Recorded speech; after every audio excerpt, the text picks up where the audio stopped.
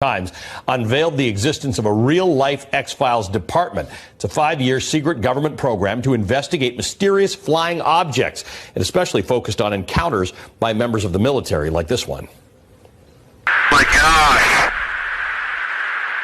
We're all going against the wind. The wind's 120 miles from the west. Look at that thing, dude. We're going to talk about that in a second. The man who ran that secret program now says the existence of UFOs have been proved beyond reasonable doubt. He joins me now. Luis Elizondo, thank you.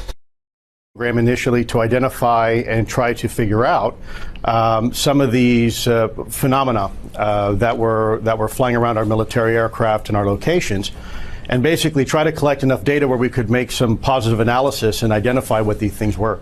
The things that have been reported are that it was $22 million spent over a few years. It was people like you who had other jobs in the military but sort of came together to try and figure these things out, and that there were facilities that were leased and built to hold things that were found. What can you tell me? What can you tell me about what this program did? Sure. Well, first and foremost, just so your viewers understand, I still hold a security clearance. Sure. So there are certain things I unfortunately will not be able to talk about.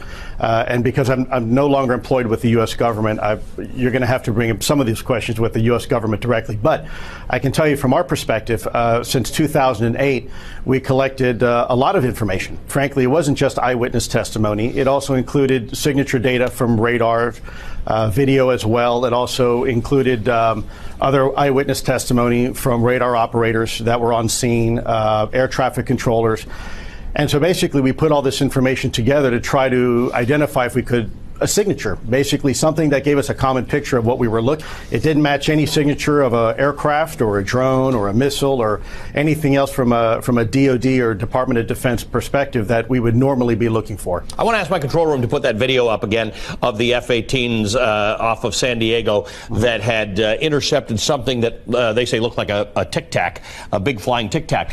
Part of what you learned is that there were things out there, and sometimes there's no logical explanation, but that had great velocity. They operated at great speed, unusual shapes, no obvious method of propulsion, no obvious method for lift, even though things would just hover there as if they were a helicopter.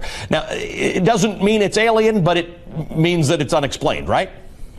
Yes, that's correct. What it simply means is that we don't know what it is. It doesn't match any profile of any known aircraft that we have, and we think that others might have as well. So the bottom line is we don't really know what it is, but it is maneuvering and operating in a fashion that really is very uncharacteristic of anything that we have seen flying before. What keeps you up at night? What did you leave thinking the most about? What's the thing that what's the question, the big unanswered question that you have? I think the one thing that kept me up at night was the inability for me to be able to inform my boss, the secretary, of some of the specific findings that we were coming across. I think our Secretary Mattis, is an amazing human being. Frankly, if you ask me, he's a hero, national hero. And I've served some time with him before in combat theater. So I know the kind of man he is, and I think he is a man who rather have more information, not less. And the bureaucracy in the Department of Defense really limited our ability to keep leadership informed of what we were seeing. You're a military man. You didn't go into this with preconceived notions. Do you believe that aliens have been to Earth, or that some of these things we've seen are non-Earth, they're aliens?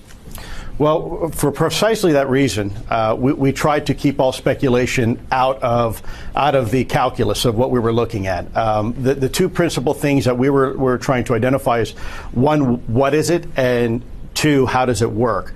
And then hopefully by answering those questions, we would be able to ascertain later on, or perhaps, smarter folks than us, determine who's behind the wheel and what their intentions might or might not be.